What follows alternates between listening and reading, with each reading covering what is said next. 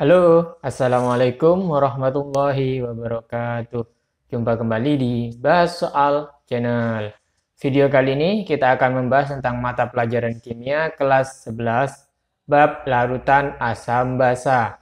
Materi yang akan kita bahas pada video kali ini adalah tentang menghitung pH basa kuat. Soal yang akan kita bahas pada video kali ini adalah tentukan pH dan pOH jika 17,1 gram BaOH2 dilarutkan dalam air hingga volume larutan menjadi 500 ml. ARBA sama dengan 137, O sama dengan 16, H sama dengan 1. Sebelum kita melanjutkan pada pembahasan soal ini, jangan lupa untuk subscribe dulu di Bahas Soal Channel. Oke, jika kita mempunyai soal semacam ini, maka hal pertama yang harus kita lakukan yaitu menganalisis soal atau data-data yang diberikan oleh soal. Di sini pada soal tentukan pH dan pOH. Nah, ternyata ini diberikan data, ditanyakan pOH, berarti secara tidak langsung soal ini berbicara tentang larutan yang bersifat basa. Nah, di sini jika 17,1 gram, berarti ini adalah massa. Massanya siapa? BaOH2. Jadi zatnya yang digunakan yaitu BaOH2 dilarutkan dalam air hingga volumenya 500 mili. Sebelum saya mulai pembahasan soal ini, saya akan coba mengingatkan kembali bahwa ketika kita bicara tentang larutan itu dibagi menjadi dua, yaitu asam dan basa. Nah, dikatakan asam, sifatnya secara umum dia mempunyai rasa masam atau kecut. Kemudian sifatnya juga yang kedua korosif. Apa itu korosif? Korosif ini memiliki arti atau makna negatif, yaitu sifatnya merusak. Jadi apapun yang kena atau dikenai oleh larutan asam sifatnya akan menjadi rusak. Jika dia kayu, maka dia akan jadi lapuk. Jika kulit, akan melepuh. Tapi ini ketika larutan asam tersebut memiliki konsentrasi yang pekat atau cukup pekat. Ada juga asam yang tidak tampak kerusakannya, yaitu asam-asam yang memiliki konsentrasi yang kecil, seperti halnya asam cuka. Nah, sedangkan basa ini, kalau asam tadi masam atau kecut, basa ini sih rasanya pahit dan dia sifatnya licin kalau dipegang. Jadi kalau kita memegang larutan yang sifatnya basah, ini akan terasa licin. Contohnya ketika kita memegang sabun, larutan deterjen, atau sampo, itu juga kalau kita rasakan akan terasa pahit. Nah, larutan asam basa ini juga masih terbagi lagi, yaitu terbagi menjadi dua.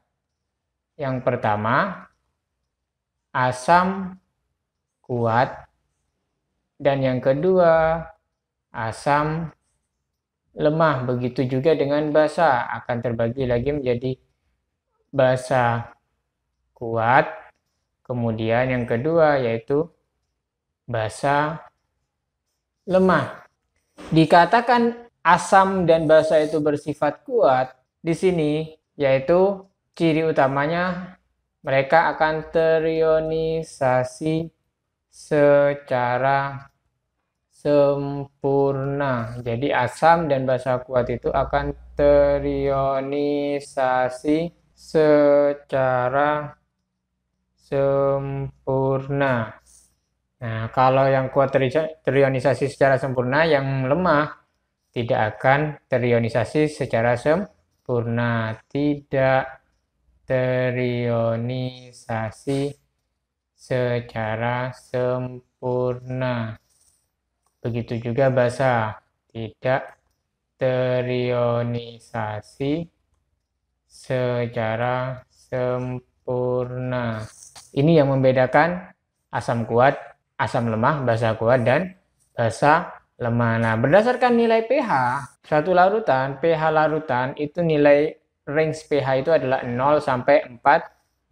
Semakin mendekati 0 berarti semakin bersifat asam dan semakin kuat sifatnya. Semakin mendekati angka 14 maka akan semakin bersifat basa dan semakin kuat sifat basanya. Nah, jadi larutan asam umumnya mempunyai pH kurang dari 7 dan larutan basa memiliki pH lebih besar dari 7. Sedangkan pH sama dengan 7 itu sama dengan sifatnya netral. Nah, jadi berdasarkan nilai pH-nya, asam kuat ini akan mendekati nilai 0. Sedangkan basa lemah ini mendekati nilai 7. Basa kuat yaitu mendekati nilai 14. Sedangkan basa lemah yaitu mendekati nilai 7. Nah, namun nilai pH ini tidak bisa dijadikan acuan bagi kita untuk menentukan bahwa asam tersebut tergolong kuat atau tergolong lemah. Nah, karena pH ini sendiri secara perhitungan, pH ini dipengaruhi oleh yang namanya molaritas. Jadi ada kalanya ada suatu asam yang sifatnya kuat, tapi molaritasnya sangat kecil, maka dia akan mempunyai pH yang menyerupai pH asam lemah atau mendekati angka 7. Ada juga mungkin asam yang sifatnya lemah, tapi dia konsentrasinya tinggi, sangat pekat, maka dia bisa jadi memiliki pH yang menyerupai pH asam kuat, yaitu mendekati angka 0. Jadi satu-satunya sifat asam dan basa kuat dan lemah hanya bisa kita identifikasi berdasarkan nilai tetapan kesetimbangan. Ketika dia tergolong asam lemah, maka tetapan kesetimbangannya akan kecil karena dia tidak terionisasi secara sempurna. Begitu juga basa lemah tidak terionisasi secara sempurna, maka akan memiliki nilai tetapan kesetimbangan. Kalau asam tetapan kesetimbangan asam, kalau basa tetapan kesetimbangan basa yang kecil. Oleh karena itu ketika kita menghitung pH asam kuat dan basa lemah, kalau pH asam kuat itu hanya dipengaruhi oleh konsentrasi atau molaritas, sedangkan pH asam lemah dan basa lemah akan dipengaruhi oleh nilai, kalau asam lemah itu Ka, kalau basa lemah akan dipengaruhi oleh nilai Kb. Seperti itu. Nah, karena di soal sudah diminta menentukan pH, berarti sudah pasti ini bersifat basa. Basa apa? Basa kuat atau basa lemah? Ini harus kita identifikasi. Nah, kita bisa melakukan identifikasi atau klasifikasi suatu asam atau basa itu bersifat kuat atau lemah berdasarkan rumus molekul yang dimilikinya.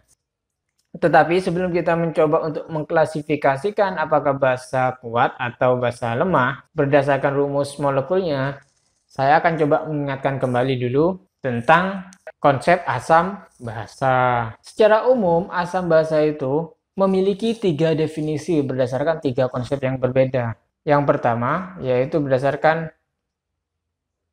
konsep asam basa Arrhenius, di mana dia dikatakan asam ketika terionisasi dalam air menghasilkan ion H+, dan basa ketika terionisasi dalam air menghasilkan OH-. Yang kedua yaitu konsep asam basa menurut Bronsted-Lowry. Dikatakan asam ketika zat tersebut bertindak sebagai donor proton. Dikatakan basa kalau asamnya donor, maka basa ini akseptor atau penerima proton. Dan yang ketiga yaitu konsep asam basa menurut Lewis. Nah, dikatakan dia bersifat asam satu zat atau spesies tersebut ketika dia bertindak sebagai akseptor atau penerima pasangan elektron bebas.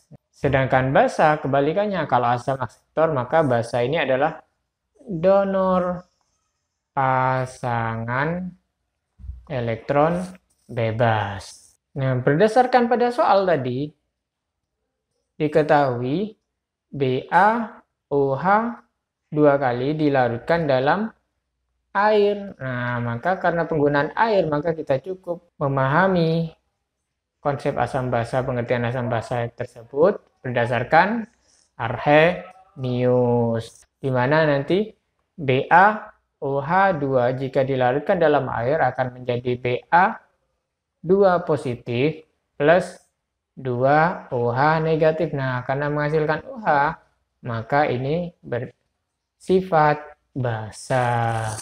Nah, kuat apa lemah? Kuat atau lemah? Nah, ini kita identifikasi berdasarkan nanti rumus molekulnya. Nah, caranya bagaimana?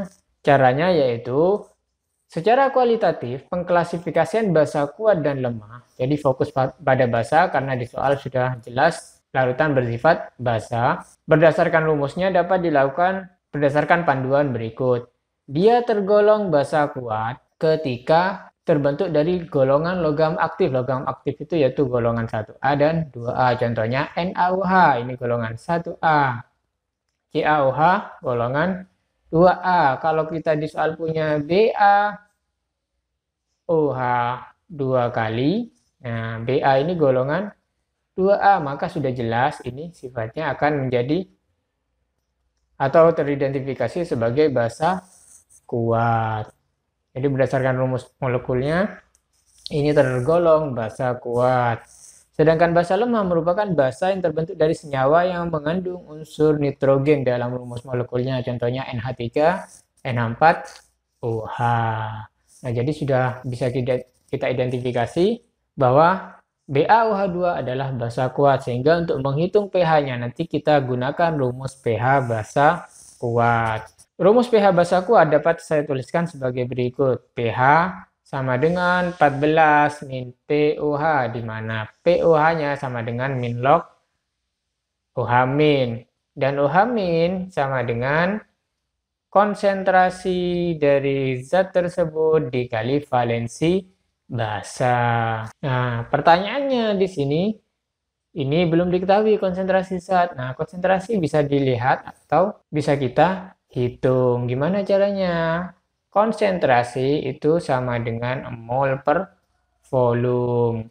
Karena tadi di soal diketahui massa, maka kita ubah dulu massa menjadi mol dan kemudian menjadi molaritas, di mana mol ini sendiri rumusnya massa dibagi mR. Nah, ininya ketemu, mR-nya nanti kita cari, ketemu mol, masuk ke sini ketemu M, konsentrasi, baru menghitung nilai OH min. Jadi pertama kita mulai dengan menghitung MR terlebih dahulu.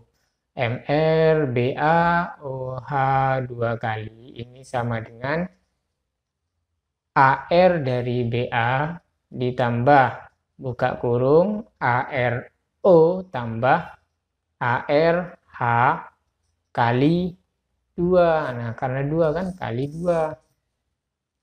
ARBA adalah 137 ditambah ARO ini 16, H ini 1 kali 2 sama dengan 137 ditambah 17 kali 2 sama dengan 137 tambah 34. Ini sama dengan 171. Sehingga bisa ketahuan sini molnya massanya tadi berapa? 17,1 gram. Jadi massa ini wajib gram. Kalau miligram harus dikonversi terlebih dahulu menjadi gram, kemudian dibagi 171. 1 sama dengan 0,1 mol. Nah, setelah mol diketahui, maka kita hitung konsentrasi, di mana konsentrasi sama dengan mol. Molnya 0,1 mol dibagi volume. Volumenya tadi 500 mili. 500 mili sama dengan 0,5 liter. Nah, ingat, menghitung konsentrasi itu volumenya harus dalam satuan liter. Jadi kalau mili ubah ke liter, hingga akan menjadi 0,2 M. Nah, sehingga ketemu konsentrasinya adalah 0,2 M. Selanjutnya kita bisa hitung konsentrasi OH min sama dengan M kali valensi basa. Nah, untuk valensi basa kita lihat dari ionisasinya, reaksi ionisasi yaitu BaOH2 terionisasi menjadi Ba2 positif plus 2OH min. Nah, ternyata OH minnya di sini terdapat 2, ini namanya valensi basa. Nah, sehingga valensi basanya ketemu 2, sehingga konsentrasi OH min sama dengan 0,2 M kali 2. Berarti konsentrasi OH min sama dengan 0,4 M. Nah, setelah OH minnya ketemu, maka kita bisa menghitung nilai POH sama dengan min log OH min. Nah, ini kita ubah notasinya, berarti sama dengan 4 kali 10 pangkat min 1 M. POH sama dengan min log 4 kali 10 pangkat min 1. Berarti POH sama dengan 1 min log 4. Selanjutnya, baru kita cari pH-nya. pH sama dengan 14 min POH. Berarti pH sama dengan 14 min. Nah, karena ini ada 2 suku, maka kita kurangi 1 min log 4. Sama dengan 14 dikurangi 1, 13. Min kali min jadi plus log 4. Jadi pH-nya adalah 13 plus log 4. Nah, jadi berdasarkan perhitungan tadi, nilai POH-nya adalah 1 min log 4 dan pH-nya sama dengan 13 plus log 4. Jadi, ketika 17,1 gram BaOH dilarutkan ke dalam 500 ml air, akan diperoleh konsentrasi larutan 0,2 M, di mana memiliki nilai POH 1 min log 4 dan memiliki nilai pH larutan yang dihasilkan 13 plus log 4. Jadi demikian pembahasan soal ini. Jika masih ada langkah-langkah yang belum dipahami atau ada pertanyaan lain, silakan tulis di kolom komentar di bawah. Jika dirasa video ini bermanfaat, jangan lupa untuk like, share, dan subscribe. Sampai ketemu di pembahasan berikutnya di Bahas Soal Channel.